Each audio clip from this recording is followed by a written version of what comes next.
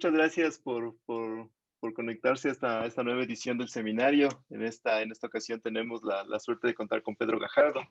Pedro, profesor de la Universidad Técnica Federico Santa María en Valparaíso, un amigo de años del Modemad, un amigo de la casa, seguro.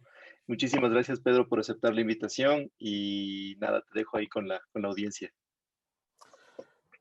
Bueno, muchas gracias, Sergio, por la invitación, por la introducción. Para mí es un placer y un verdadero honor participar de esta serie de seminarios del Modemat, centro por el cual yo tengo un gran cariño y sobre todo una profunda admiración por lo que han hecho todos estos años. Además, es la oportunidad para reencontrar a amigos de hace mucho tiempo y compañeros de ruta académica, como contigo, Sergio, Juan Carlos, Pedro, y me saludan a Luis Miguel también.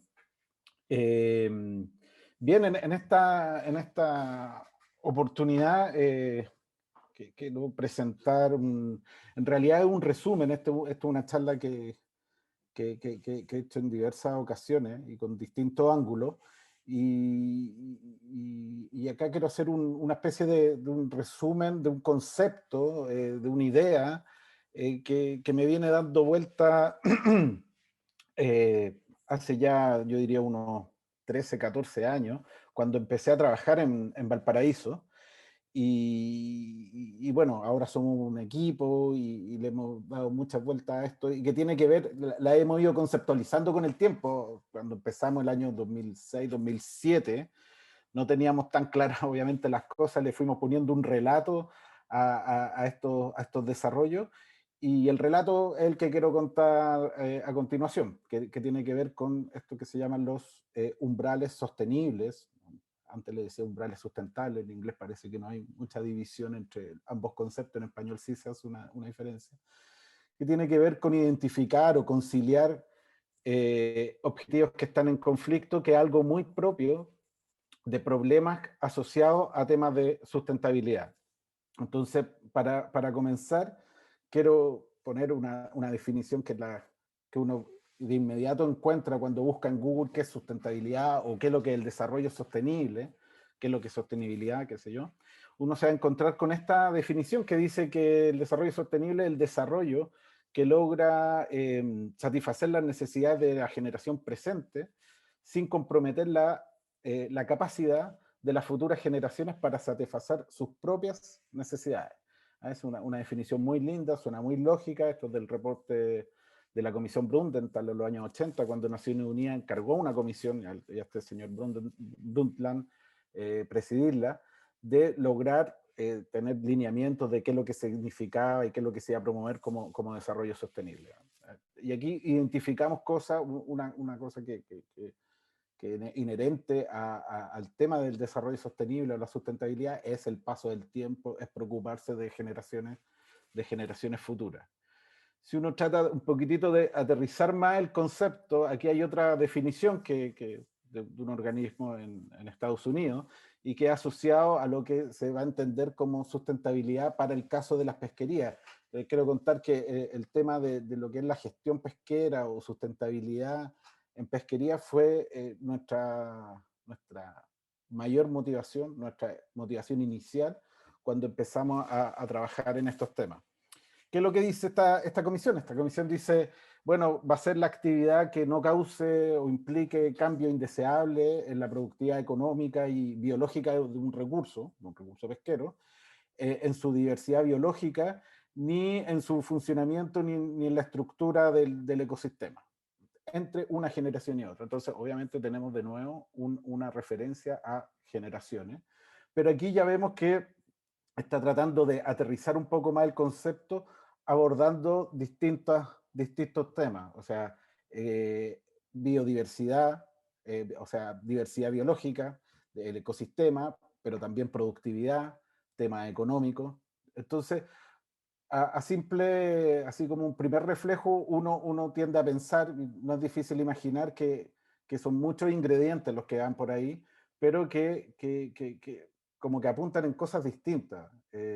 O sea, uno piensa en la productividad, lo que tiene que ver con la economía, de repente qué tan compatible es con estas otras cosas de mantener la diversidad biológica y el ecosistema, etcétera.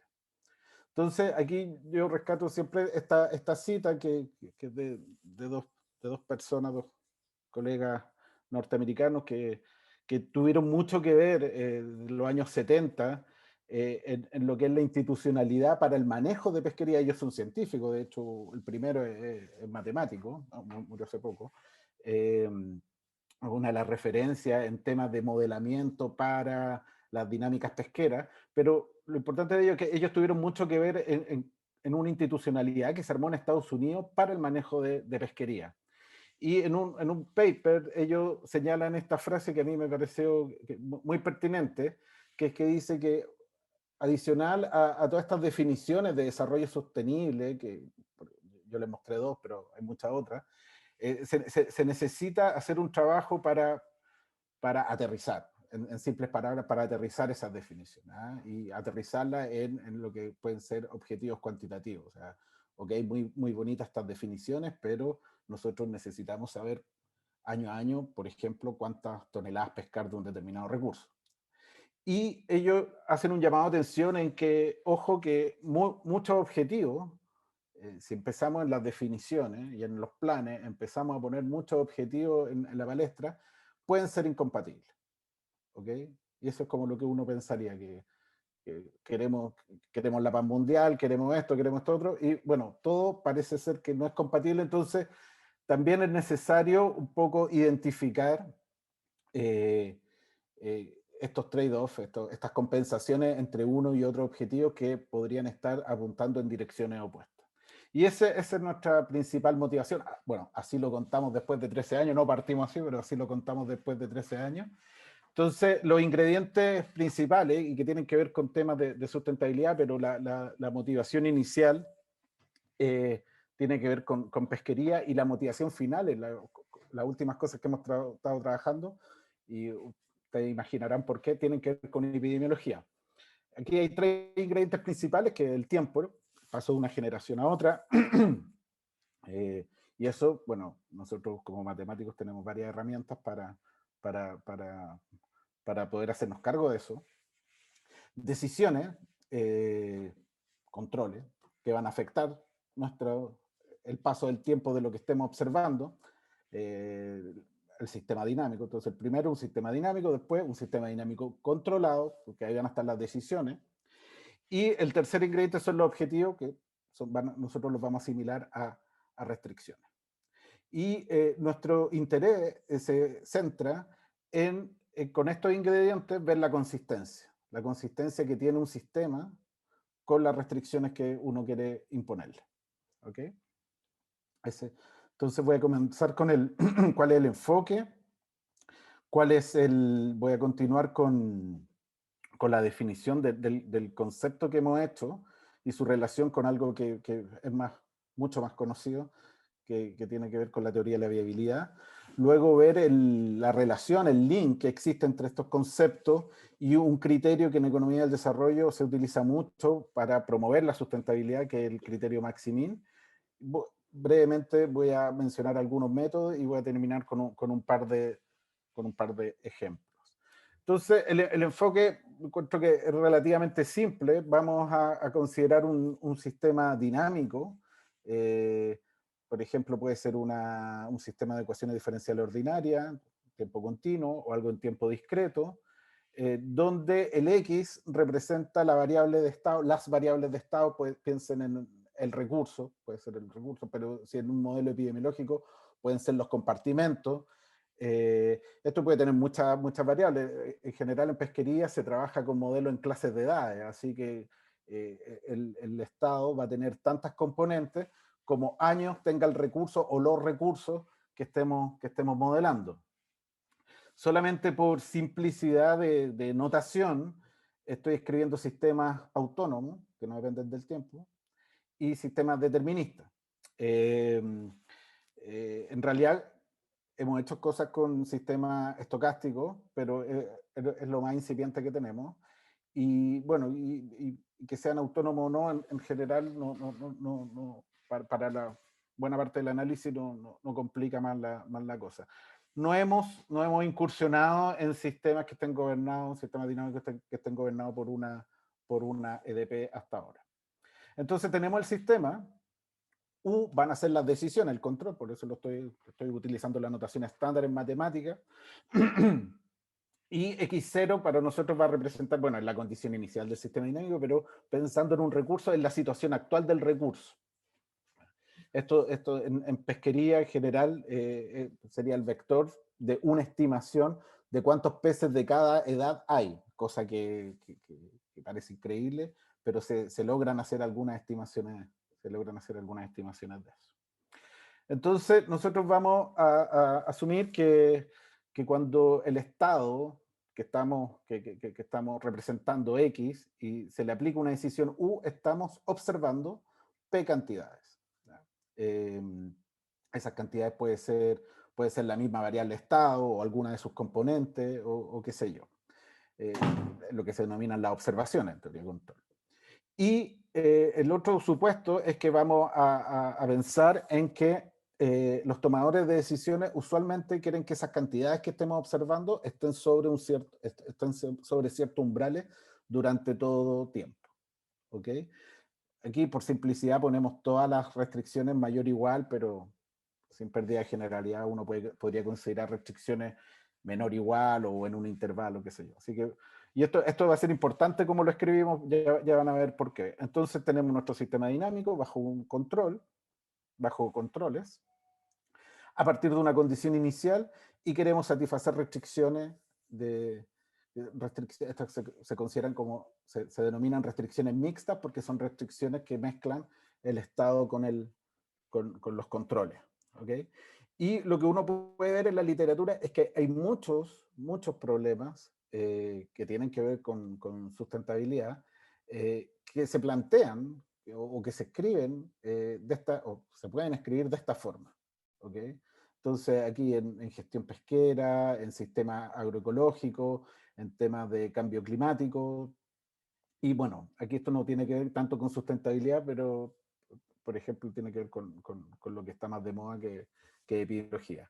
Entonces aquí es donde estamos representando el paso del tiempo, cómo evoluciona el objeto de estudio, recursos, infectados, recursos agronómicos, qué sé yo, o en temas de cambio climático, emisiones, productividad, sujeto a decisiones que se tienen que ir ejecutando temporalmente y sujeto a restricciones, a restricciones que estas restricciones podrían estar apuntando en sentido contrario o en sentido opuesto.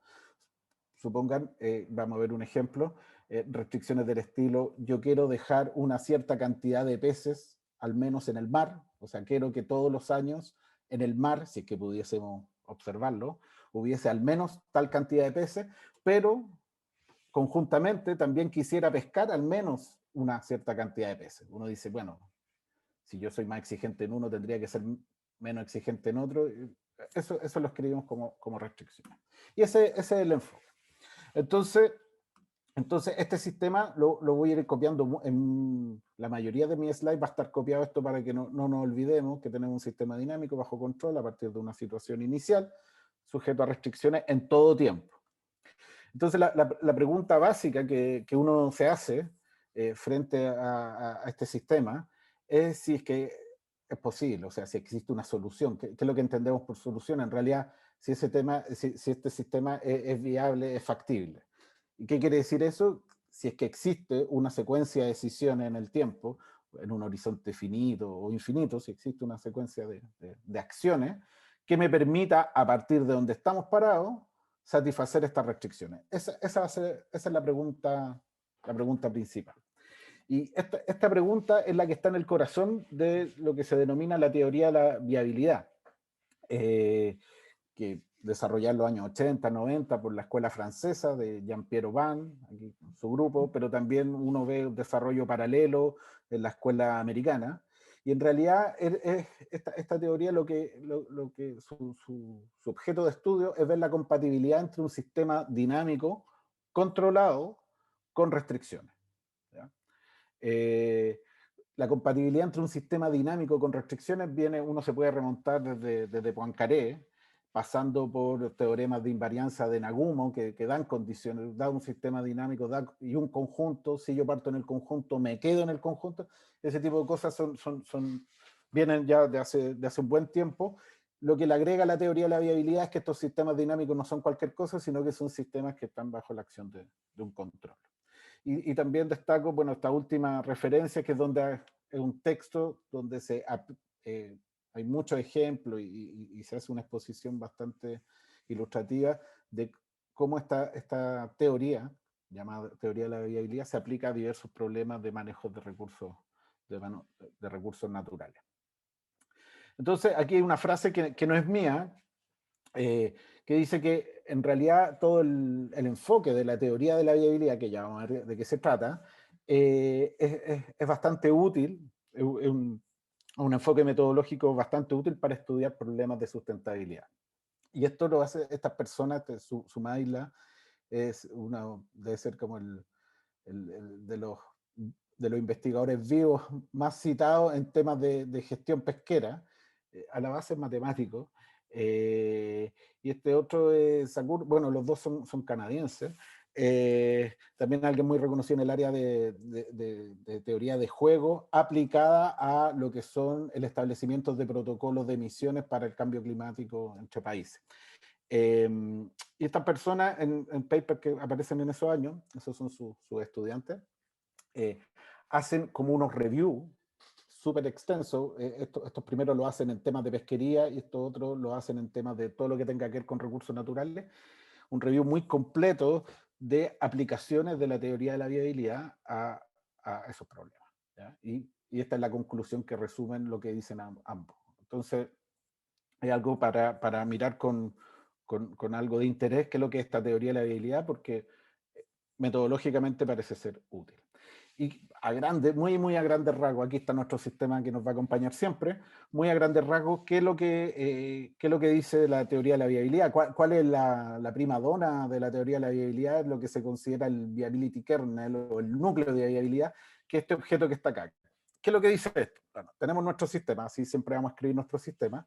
Entonces, el núcleo de viabilidad asociado a estos umbrales que están aquí, asociado a las restricciones que están parametrizadas por estos umbrales, va a ser el conjunto de todas aquellas condiciones iniciales para los cuales existe un control que me permite satisfacer la restricción, ¿ya?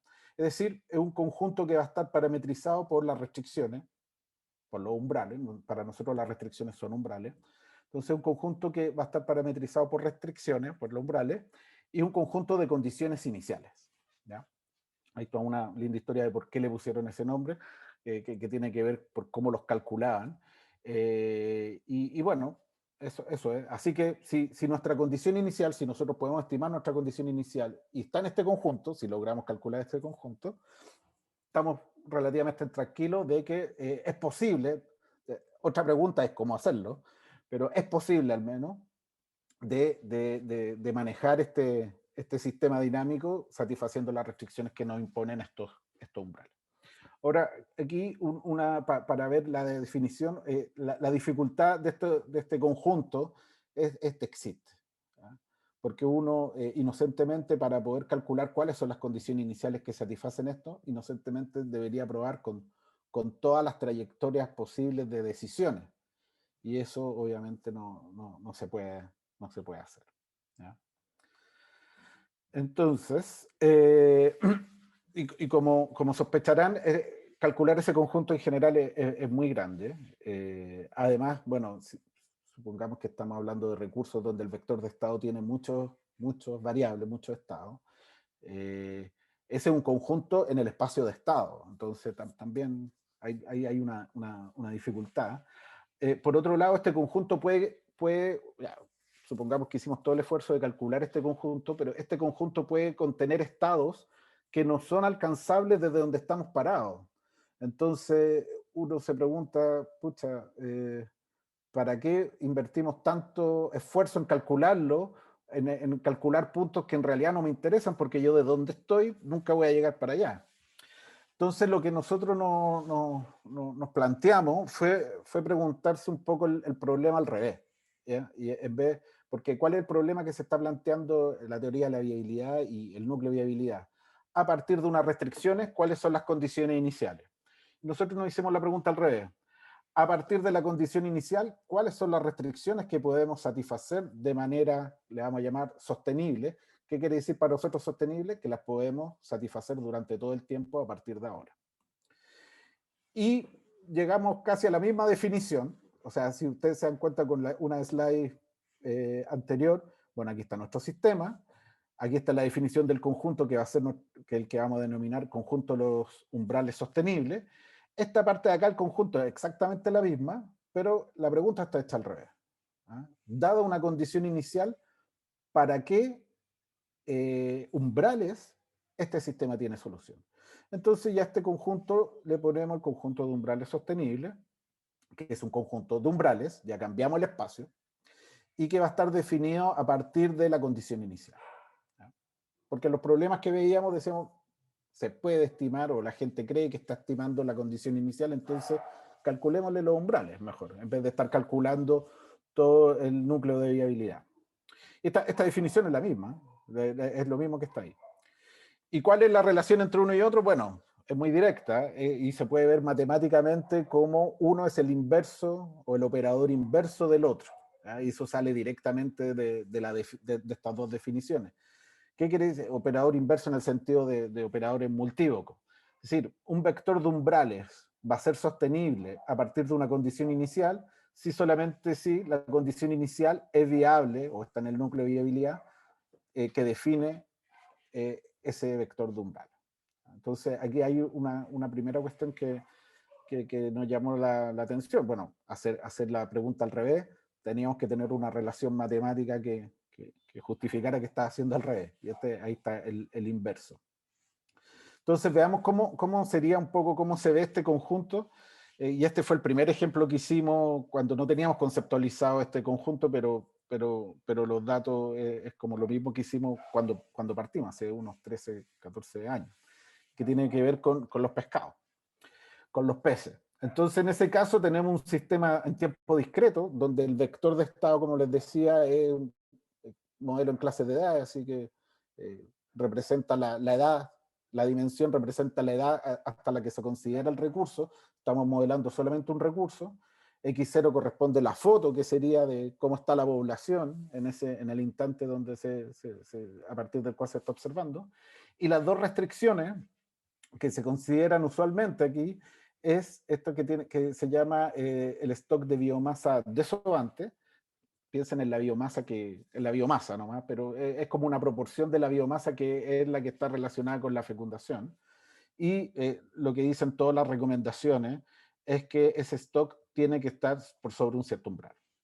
Y otra restricción que ya tiene que ver con lo que es la productividad es que se capturen, se pesquen al menos una cierta cantidad de toneladas durante toda la temporada, durante todos los años.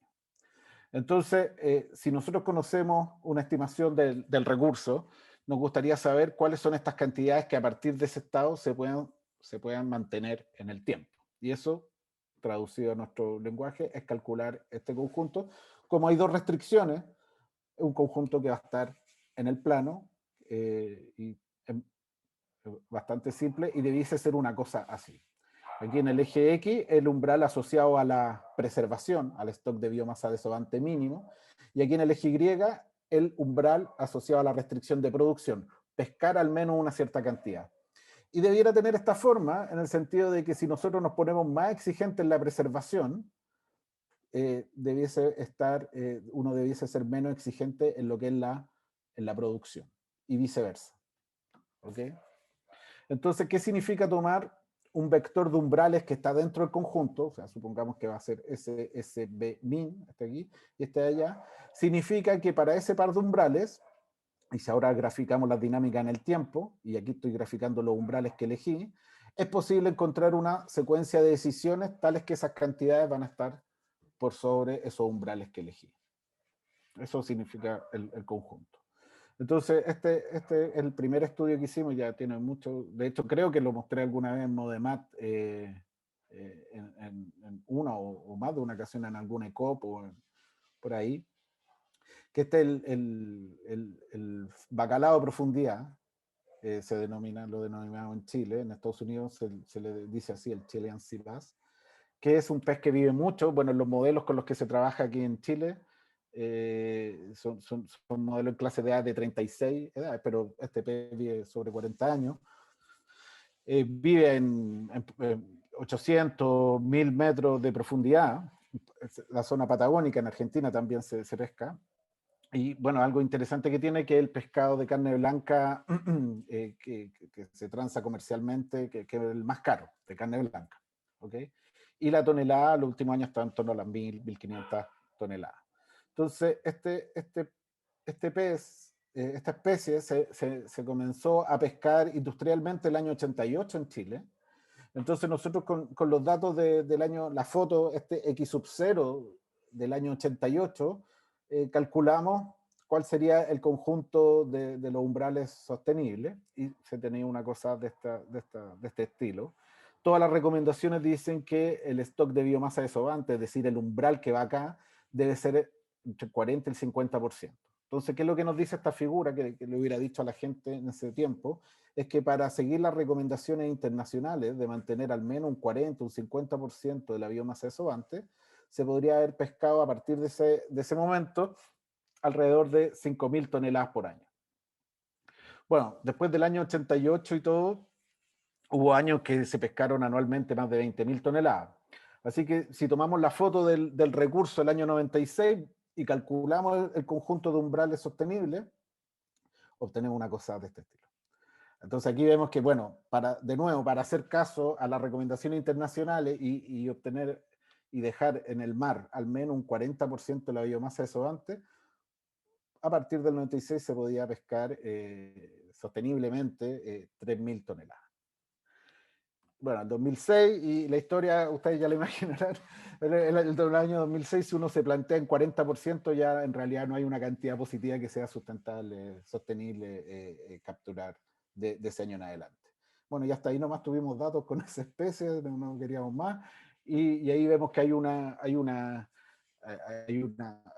transición que empeoró la cosa. Entonces también esto nosotros decíamos, bueno, hay muchos sistemas que pueden ser muy complejos, pero que en realidad uno tiene dos restricciones que están en contraposición. Entonces también este objeto nos parecía como interesante poder dibujarlo, poder verlo. Es un objeto dinámico en esencia, porque es un objeto que depende de la condición inicial. Entonces aquí ustedes ven, hay una dinámica, y aquí al ver esto uno ve de inmediato que la situación ha ido empeorando. ¿Okay? Entonces nos parecía un buen concepto, sobre todo para plantearlo mostrárselo a los tomadores de decisiones y a los diversos comités, en este caso de la pesca, que están decidiendo año a año cuántas son las cuotas que van a poner. Entonces, a continuación, bueno, ese es el concepto de los umbrales, de este conjunto de los umbrales sostenibles, y quería hacer una relación con otro concepto que viene de los años 60, que en economía, los economistas del desarrollo lo vienen promocionando algunos como una medida que promueve la equidad intergeneracional. Que este es el tema, el concepto del Maximin. Hay muchos problemas asociados a sustentabilidad que los economistas, por ejemplo, lo plantean como un problema de optimización, y el criterio que están optimizando, maximizando, por ejemplo, es una función de utilidad descontada, qué sé yo, y bueno, hay mucho debate en torno a eso, si eso es correcto o no, se le considera la dictadura del presente, qué sé yo. Entonces, en toda esa discusión, un concepto que emerge como, sí, parece promover la equidad intergeneracional, el concepto del maximin. ¿Qué es lo que es el maximin? Supongamos que la restricción que nosotros tenemos, una sola restricción: pescar al menos una cierta cantidad de toneladas de pez.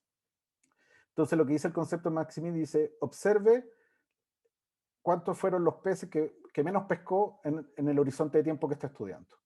Y luego esa cantidad maximícela con respecto a las trayectorias de decisiones. Ese es lo que dice un grupo de economistas, ese es el concepto que usted tiene que considerar en vez de una función de utilidad descontada. ¿Ya? Y ese es el Maximin. Entonces lo que yo quiero ver es la relación entre este concepto y lo que nosotros estamos planteando. Entonces aquí, bueno, unos colegas franceses, hace un poquito menos de 10 años, ellos estudian el mismo sistema, lo hacen en tiempo continuo, con una sola restricción que va a ser la restricción, pensemos en pescar al menos, extraer al menos cierta cantidad del recurso. Y ellos demuestran que el maximin asociada a esta, bueno, aquí tuve un error de debiera ser, este I1 debiera ser este mismo I1. Entonces dicen que el maximin asociado a esa observación, o sea, lo máximo que puedo obtener como mínimo a esta restricción, no es más que el máximo de los umbrales tales que esto pertenece al núcleo de viabilidad. Este está un poco enredado, pero con nuestra terminología eso se traduce en esto que está acá, que va a ser el máximo de los umbrales sostenibles. En ese caso, como tenemos una restricción, nuestro conjunto de umbrales sostenibles está en R, así que es el máximo. Entonces, aquí esto nos pareció también interesante de que conceptos que se conocen en otra disciplina se unían a través de herramientas de la teoría de la viabilidad. Esto quiere decir que el maximin, que promueven muchos, corresponde a el umbral sostenible que estamos definiendo, al máximo umbral sostenible que estamos definiendo. Bueno, y eso se puede extender a cuando uno tiene más dimensiones. Aquí ya tiene como con nuestro setting con varias restricciones. Aquí el maximin hay que poner ojo qué es lo que significa el maximin, porque tenemos un vector de cosas, entonces aquí va a ser como una maximización multicriterio. Y cuando uno pasa un problema multicriterio ya tiene que tener ojo que lo que es una solución, y ahí el concepto que calza muy bien son las soluciones del estilo de Pareto. ¿Ya? Entonces, ¿qué es lo que probamos nosotros? Que si a partir de este problema nosotros definimos este problema multicriterio, entonces las soluciones Pareto de este problema van a coincidir con las fronteras Pareto, que ya las voy a dibujar, con las fronteras Pareto de este conjunto de umbrales que estamos nosotros definiendo. Así que también interesante que hay un tema de optimalidad que está subyacente de manera bastante profunda. Ahora, en general, calcular este conjunto es muy difícil, y es tan igual de difícil que calcular los núcleos de viabilidad. Hay la gente que trabaja en teoría de la viabilidad, que viene trabajando hace 30, 40 años, muchas de esas se ha dedicado a elaborar cada vez más métodos, algoritmos eficientes para calcular el núcleo. El problema, aquí tenemos el mismo problema, o sea, para calcular estos conjuntos es muy difícil. Así que viene ahora a la pasada algunos métodos. Bueno, en realidad mencionar algunos métodos, no voy a entrar en detalle, pero quiero detenerme a un par de observaciones. La primera observación es como bastante directa, que es que se tiene esta igualdad acá. ¿Qué quiere decir esta igualdad acá? Que sale demasiado obvio, que es que si yo tengo un vector que es sostenible, todo vector menor también va a ser sostenible, porque soy menos exigente. Entonces, esa proposición ahí está demostrada, y ese menos está gracias a por eso es importante estas desigualdades. Si tuviéramos las desigualdades para el otro lado, típicamente en problemas de epidemiología, las desigualdades están para el otro lado. Yo quiero que el número de infectados no sea mayor o igual que, sea menor que algo, que la gente en el hospital, etc. Pero bueno, se entiende que el conjunto, hay una monotonía del conjunto. Y conjuntos que tienen este tipo de propiedad están súper buenos porque los podemos caracterizar por su frontera, en este caso la frontera superior, y eso es lo que denominamos la frontera de Pareto. No voy a caer en la especificidad Pareto fuerte, Pareto débil. Bueno, en este caso son ambos iguales, pero esa es una gracia. Entonces, en vez de concentrarnos en todo el conjunto, hay que apuntar a tratar de determinar cómo calculamos esa frontera. Entonces, un intento que hemos hecho recientemente para calcular esa frontera es transformar, es tratar con un problema de control óptimo en una dimensión. ¿Ya? Y de la siguiente forma: nosotros nos damos un vector de umbrales cualquiera, sea sostenible o no sea sostenible, un vector de umbrales cualquiera, y para ese vector de umbrales consideramos este problema de optimización un problema de control óptimo, donde aquí está toda la trampa en esta función, que es como una función de penalización, que nos va a representar que si es que es mayor que cero, quiere decir que estamos satisfaciendo todas las restricciones, y si es menor que cero, no. Así que un problema relativamente simple. Bueno, y aquí hay varias formas de funciones que pueden estar representando esto. Entonces, para cada vector de umbrales, resolvemos un problema de control óptimo, y a través de la función valor de esos problemas de control óptimo, podemos caracterizar el conjunto de umbrales sostenibles como aquellos umbrales tal que esa función es mayor o igual que cero. ¿Ya? Bueno, una caracterización más, pero en realidad lo que encontramos más interesante es que si para un vector de umbrales, θ, esa función es negativa, entonces nosotros θ nos trasladamos en una cierta dirección, que es la dirección de puros 1, y con ese paso, con el paso que nos da el valor del problema de control óptimo, vamos a aterrizar precisamente en la frontera. ¿Ya? Y eso nos pareció que podía ser bastante práctico para poder ir identificando los puntos de la frontera. ¿Cómo procedemos? Supongamos que tenemos nuestro problema con dos restricciones, es decir, dos umbrales, el conjunto que he venido mostrando hasta ahora. Entonces tomamos un umbral suficientemente grande con tal de que no sea sostenible. Y cosa que al resolver el problema de control óptimo asociado a su umbral me dé negativo. Como no es sostenible, me va a dar este valor negativo, entonces me muevo en esta dirección, pero negativo, y lo que nos dice el resultado anterior es que ese punto va a estar en la frontera. Y eso lo hacemos con varios mallados, y podemos ir reconstruyendo la frontera, y ya sabemos que a partir de la frontera tenemos el conjunto. Ahora, el problema con esto es que para resolver esos problemas de control óptimo, ahí está la trampa, es que necesitamos pasar por el principio de la programación dinámica, y eso nos pone muchas restricciones en cuanto a la cantidad de variables de estados que podemos considerar. Entonces, bueno, aquí un pequeño resumen de otros métodos que hemos explorado. En general, por ejemplo, para el problema de los peces, con varias variables de estado, nosotros no podemos ocupar el algoritmo que acabo de describir, porque son muchas variables de estado, entonces tenemos que ocupar otras propiedades de monotonía de las dinámicas, monotonía de las restricciones. Ahí sí podemos trabajar con más variables de estado. Entonces quiero finalizar con un par de ejemplos. El primero es el loco, que es un recurso bentónico exquisito que se da en Chile y en Perú. Y bueno, que se cultiva, no un cultivo propiamente tal, pero que se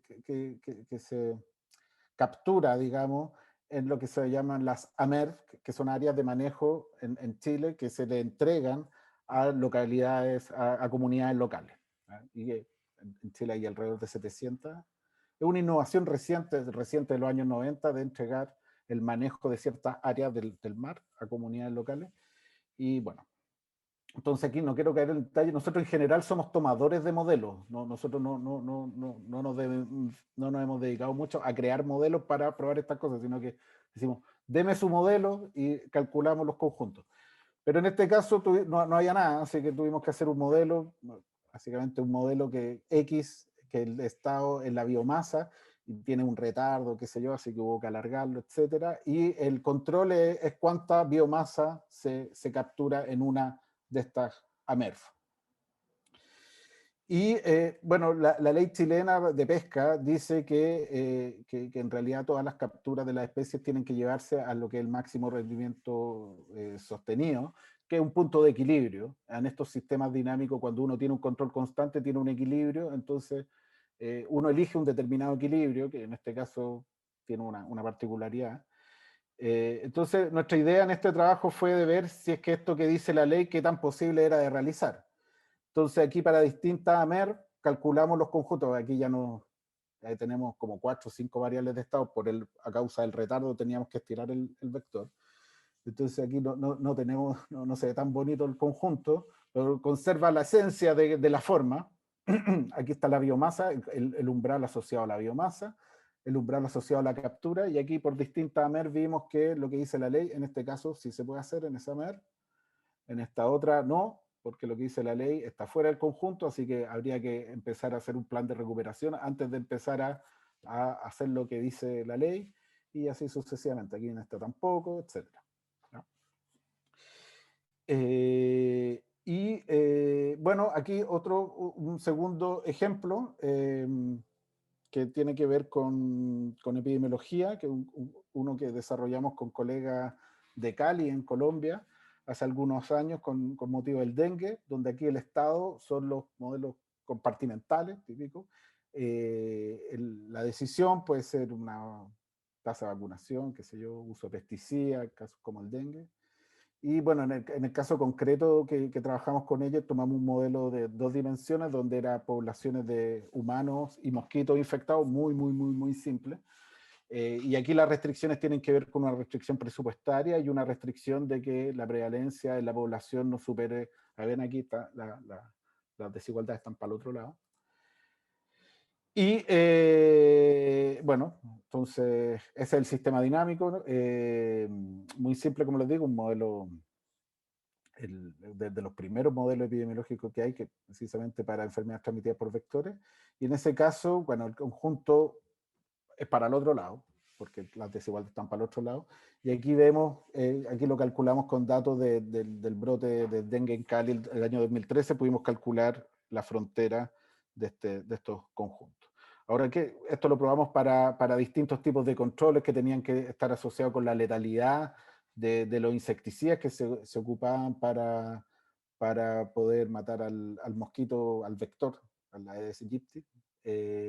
Y aquí lo interesante es poder identificar de repente cosas de este estilo en el que pasado un cierto presupuesto, en realidad no hay mucha mejora, en cuanto a la prevalencia que uno puede sostener a la población. Entonces, más que esto es como un análisis semi cuantitativo, porque si bien son modelos muy idealizados donde uno puede calcular estas cosas, pero en realidad uno quiere identificar comportamiento en qué zonas, por ejemplo, aquí dónde valdría la pena, dependiendo cuánto presupuesto se cuenta ahora, donde realmente habría un gran efecto. Por ejemplo, si que tenemos un presupuesto muy bajo, ahí se ve que hay un gran efecto en aumentarlo un poco, como el aporte marginal que podría tener un aumento presupuestario para el control, en este caso, del dengue en una ciudad. Y bueno, creo que voy a llegar hasta aquí, voy a saltar la parte que esto... Y entonces, como conclusión, estamos proponiendo este concepto que parece ser útil, al menos para visualizar y ver este trade-off que hay entre distintas cosas, entonces para identificarlo, pero también para conciliarlo. Nosotros esto en el tema de los peces siempre lo hemos visto como un tablero de juego. Nosotros no les decimos qué hacer, sino que un tablero de juego, juegue, pero no se salga de la cancha, o sea, no empiezan a poner cosas que no se pueden hacer. Esto tiene una fuerte relación con conceptos que datan de hace mucho tiempo, sobre todo en los economistas, como el maximín. Y bueno, entonces aquí hay muchos desafíos porque, claro, los métodos que tenemos hasta ahora que permiten abordar cualquier caso se basan en el principio de programación dinámica y por lo tanto lo podemos hacer para pocas variables de estado. Tenemos métodos que se basan en otras cosas y que permiten más variables de estado, pero son muy caso a caso.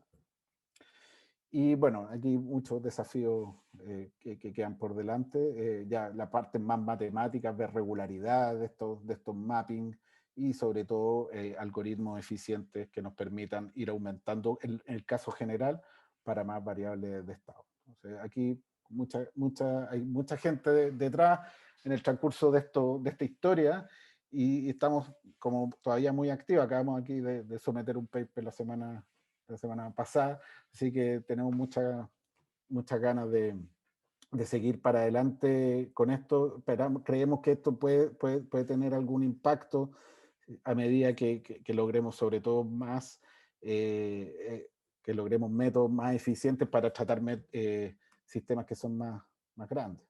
Y aquí me quiero permitir hacer una pequeña publicidad de 2 foros internacionales que son asociaciones, cosas así para formar parte de donde hay matemáticos, pero gente de muchas disciplinas, en particular hay muchos economistas, biólogos, que es esta es la asociación de la Resource Modeling Association. Esta tiene un journal, esta asociación tiene muchos años, tiene un journal, y por ejemplo para los estudiantes inscribirse, ser socios de esto, creo que cuesta como $10 al año, y estar metido en un foro donde llegan oportunidades de trabajo, de becas, de newsletter, etcétera. Encuentro que puede ser interesante. Y está otro, es un activity group de Science, reciente, digamos, hace unos 5 años, que es el activity group del Mathematics of Planet Earth, que también para estudiantes pertenecer a Science creo que cuesta del orden de $10-15 al año. Así que también puede ser interesante. Este Activity Group no tiene Journal Science, pero es bastante interesante la información que ahí circula. Ambos foros tienen su workshop regular, etcétera, así que les podría ser de interés. Les quiero agradecer su atención. Muchas gracias. Muchísimas gracias, Pedro, por una charla súper interesante y actual, además, ¿no? Porque digamos que fuera de la amenaza del COVID o terminada la amenaza del COVID, viene la amenaza del cambio climático. Entonces, Claro. eh, Sí, gracias. exacto. Tiempo de preguntas, yo creo que va a haber algunas. Preguntas. Juan Carlos, arranca. Sí, comienzo, si es que puedo. Sí, dale. Y tengo un par de preguntas, Pedro. La primera es un poco conceptual. Eh, Va por el lado de las restricciones mixtas de tipo puntual. Entonces, en muchos de los casos, obviamente, cuando le reduces al tiempo discreto, es casi como una sumatoria en lo que sucede en todo el año. Sí. Y ahí justo la pregunta va en ese sentido, si es que esas restricciones no se pueden volver como restricciones más integrales y qué tipo de posibilidades hay para extender ese conjunto de viabilidad. Sí, es una súper buena observación, y es un tema pendiente. Es muy restrictiva la restricción, valga la redundancia, puntual. Y claro, ahora justamente con el tema del COVID lo estamos viendo, porque por ejemplo, una restricción es que el pico de camas UCI no sobrepase algo. La restricción no es que el pico de camas UCI todos los días sea menor que algo, no sé. Entonces, sí, es un tema. Nosotros lo veíamos muy bien adaptado eso para el tema de los peces, que fue cuando partimos, porque, porque así estaba la información, básicamente, no es porque así sucediera, sino que porque así estaba la información, o sea, no estaba modelado qué pasaba durante el año, sino que era una cuestión bien espaciada. Pero, por ejemplo, incluso en lo que mostré del dengue, honestamente yo encuentro que es discutible la restricción que ponemos ahí de un presupuesto. Queremos que el presupuesto en todo momento esté bajo algo. O sea, que el gasto en todo momento. No, realmente lo que uno quiere es que lo que gasté acumulado sea menor que algo. Entonces, yo la primera intuición que tenía era que esto era algo muy simple de agregar estos típicos trucos que uno hace, agregar más variables de estado para ponerle integral, y no es, no es tan directo, es un tema pendiente, una muy buena observación, sí. Y un poco relacionado con eso, el rato que tú, por ejemplo, y lo mencionaste, no lo expusiste, pero mencionaste el tema estocástico. Y me Sí, imagino que ahí ocurre algo así, ¿no? Porque tendrás algún valor esperado o no sé cómo lo consideran en ese caso. sí, a ver, el caso estocástico, nosotros lo que hemos visto, hemos abordado por dos caminos. Uno, el caso robusto, ¿ya? O sea, Ya. en la definición de estos umbrales, cuando decimos existe una secuencia de controles tal que se satisfacen estas restricciones, nosotros decimos se satisfacen esas restricciones a todo evento futuro. Es un caso, ¿ya? Que es como lo más determinista del enfoque Claro, estocástico. claro. El otro camino por el que nos hemos ido es cómo definir estos conjuntos de umbrales a un cierto nivel de probabilidad. O sea, para un determinado umbral, existe una secuencia de controles tal que estas restricciones se van a satisfacer con probabilidad al menos mayor o igual a tanto. Entonces ahí es como que estuviésemos agregando una dimensión más a este conjunto. Por ejemplo, en estos dibujos que yo hacía en el plano, le estamos agregando una tercera dimensión que sería como la probabilidad.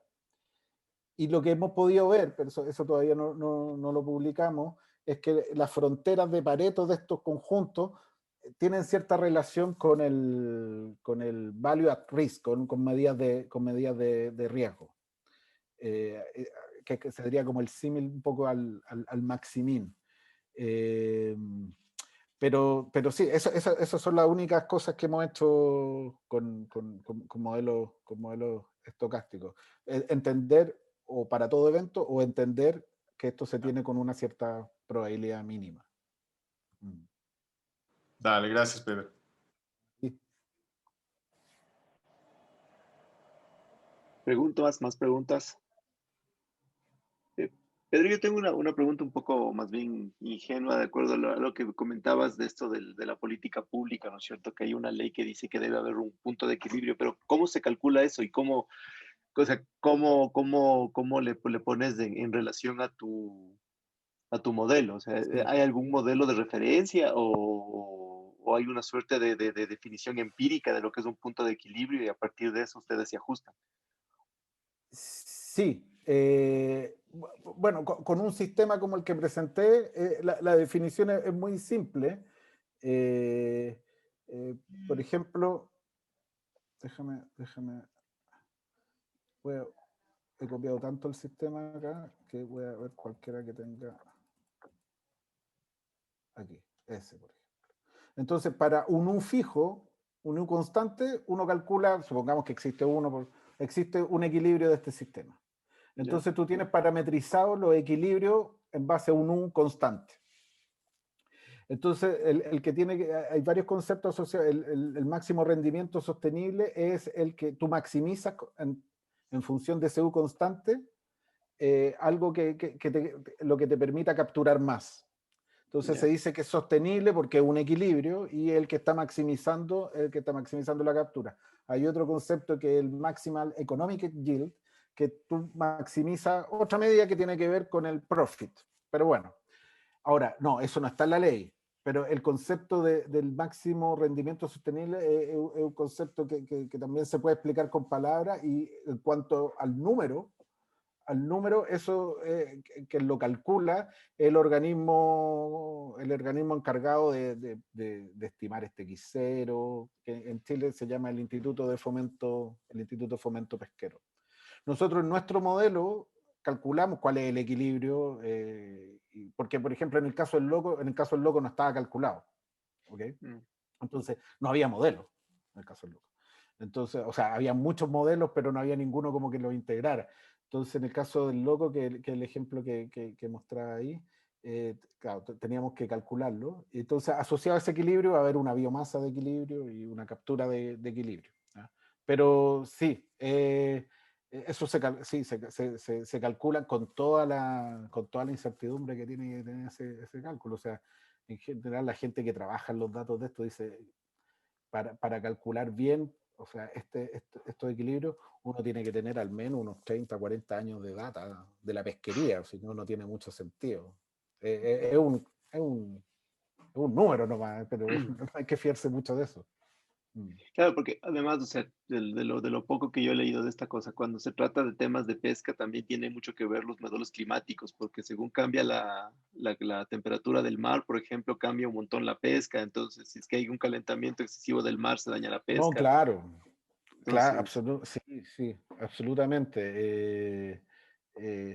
Sobre todo para las especies que están más cerca de la superficie, todo esto del niño, la niña, sí. claro. Hemos trabajado con el jurel que está afecto a esos fenómenos. Entonces ahí, claro, hay que ponerle una cosa media estocástica, media periódica, sobre todo en la parte. Estos modelos de pesca en general son casi lineales, salvo en cómo se están generando nuevos individuos. Entonces ahí lo que dé la creatividad, hay esta gente, mucha gente que ha trabajado en cómo modelar ese proceso de reclutamiento en especies que se ven afectados por el fenómeno en niños. Bueno, y ya con todo lo que tiene que ver el cambio climático, eso también. Eso, claro, ahí es donde nosotros buscamos hacer asociaciones con gente que esté metida en la parte de modelamiento de escenarios futuros por el cambio climático. Entonces ahí nosotros somos tomadores de esos modelos y vemos si es que la caja de herramientas que tenemos para calcular estos conjuntos nos sirven o si no para desarrollarla. Gracias, Pedro. O sea, ¿algún otro comentario, pregunta? Yo sí, Yo señor. tengo... Dale, Paula. Dale, ya Paula. te gané. Y luego Pedro. Ya. Más que pregunta, es una curiosidad. Mencionaste en tu primer modelo que la desigualdad de la restricción era diferente, o sea, se tomaba con el signo contrario que lo que se toma usualmente. Entonces, quería saber si es que esto genera dificultades al momento de hacer algún cálculo o las dificultades con respecto a la desigualdad, digamos, usual, son las mismas. No, son las mismas, no revierte absolutamente ningún cálculo. Lo que sí empieza a agregar un poquitito más de complejidad es cuando uno tiene desigualdad en un intervalo, porque ahí agregas dos desigualdades, entonces te aumentaste en uno, pero no revierte mayor problema de eso. O sea, lo que sí cambia es la forma del conjunto, ¿no es cierto? En Exacto. el primer caso teníamos como... hacia abajo. Así, y en el otro teníamos para arriba. Exacto. Ah, ok, listo. Gracias. No, y claro, y cuando tienen mezclada empiezan a aparecer cosas para otros lados, Ya. pero no revierte mayor dificultad eso. Listo, gracias. Dale, Pedriño. O sea, por curiosidad, no sé, sería interesante, no sé si lo han considerado hacer controles no locales para tener, por ejemplo, tipo feedback. Sería interesante también como alternativa a las restricciones puntuales, es decir, tomar en cuenta controles que pueden ser no locales en el tiempo, que toman en cuenta, digamos, los eventos pasados para hacer el control. Sí, de todas maneras. Nosotros con el tema COVID, eso es lo que hacemos. Y bueno, hablando, ya que mencionaste los tipos de feedback, no, estas cosas se resuelven con controles tipo feedback. No hay claro, Okay. en la presentación hablo del conjunto, pero alguien, claro, diría, bueno, ok, vamos a tomar una restricción en tu conjunto, ahora dime cómo hacerlo. ¿Cuál es la trayectoria de decisiones para... Y eso sale como un producto de estos algoritmos, cuál va a ser el feedback. Y eso sí, es el feedback. Y cuando entramos también al terreno estocástico, tiene que ser un feedback. ¿Cuál es el feedback que me permite satisfacer una determinada restricción? Claro, hay controles que tomen en cuenta no puntual, sino que hace una ventana de tiempo. Sí, esa es la única aplicación que estamos trabajando con eso desde este enfoque. Tiene que ver con temas precisamente del COVID, donde vemos que las decisiones no se están tomando con la observación del día, sino con lo que ha pasado las últimas 2 semanas, qué sé yo. Y una curiosidad adicional, en los sistemas que ustedes toman, que están trabajando, no sé si toman en cuenta, por ejemplo, los compartimentos etarios en los que, porque tanto en la pesca como en la COVID o cosas por el estilo, hay veces que estos compartimentos son bastante sensibles, ¿no? O sea, por ejemplo, en la pesca no se pescan tal vez hembras con huevos, no sé, o en el COVID que también hay los grupos vulnerables. No sé si esto también han tomado en cuenta en las dinámicas para estos trabajos. Sí, en temas de COVID, sí. Pero bueno, usted saben mejor que yo que a medida que uno le va agregando esas complejidades, entramos a otro problema. Sí, sí, sí, sí, sí. Hemos considerado, como decía, nosotros mayormente somos tomadores de modelos. En el caso del COVID no fue tan así porque hubo que empezar a hacer cosas dependiendo de los datos que teníamos disponibles, pero sí hemos considerado el tema, sí, el tema de la estructura, el tema de la estructura etaria. El caso de los peces yo creo que viene más que nada por una cuestión más bien histórica. No lo sé. Este es el modelo de las clases de A. Pero como tú dices, también eso, en el caso de los peces, al menos sí, sí constato que es bastante sensible a eso. Porque la Select, piensen en las mallas, el ancho del cuadrado de la malla está asociado a, digámoslo, a la edad. En realidad no a en realidad al volumen, pero hay una relación ahí. Hay una relación. Sí. Ok. Gracias. Pero yo tengo una curiosidad adicional, no sé. Sí, sí. Esto con respecto al, o sea, el problema multicriterio. Y, bueno, yo un poco me pregunto la necesidad de que sea el óptimo de Pareto, o no hay la posibilidad de hacer una combinación lineal de los objetivos o algo por el estilo, ¿no? No sé si puedes comentar al respecto. Sí.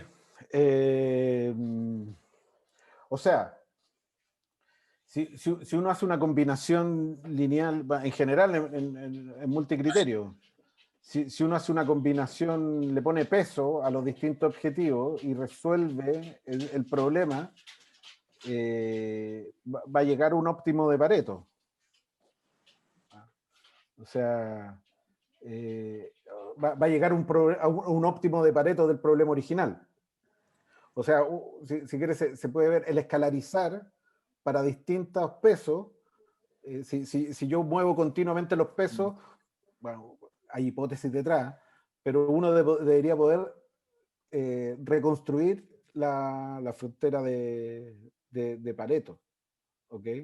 Ahora, efectivamente, para simplificar todo, uno podría escalarizar.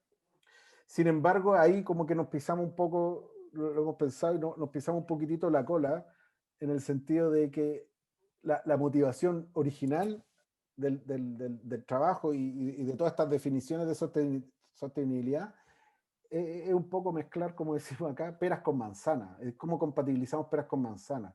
Al escalarizarlo ya lo estamos aterrizando todo al mismo plano. Entonces, ¿cómo valorizamos, o en el caso de epidemiología, cómo valorizamos una muerte, o en el caso de sustentabilidad, cómo ponemos bajo una misma moneda cosas que de repente son muy distintas? Entonces, esa era un poco lo podemos hacer, claro, se puede, y yo creo que se pueden simplificar cosas, pero es como volver atrás. Justamente la propuesta es, esta es la forma de tratar cosas que no pueden mezclar. Vale, perfecto, gracias. Chévere, ¿más preguntas, comentarios? Creo que ya no. Entonces, bueno, Pedro, agradecerte nuevamente por tu charla, agradecerte por la buena onda, por aceptar nuestra invitación. Ya sabes, en el Modemat siempre bienvenidos ustedes, en su casa. Y ojalá que ya podamos, ojalá que ya podamos volver a vernos para ir por un, claro. por un, ¿cómo es? Como un pisco Con unos locos. Huáscar Lo espero con unos locos con aquí unos en Valparaíso. locos. Exacto. Unos pisco piscos y unos sour. locos. Y un pisco. Gracias, Pedro. Oye, muchas gracias por la buena onda, se pasaron. Que estén muy bien. Chévere, igual. Gracias. Una buena Gracias, resto de Pedro. semana. Cuídense. Adiós. Chao, chao.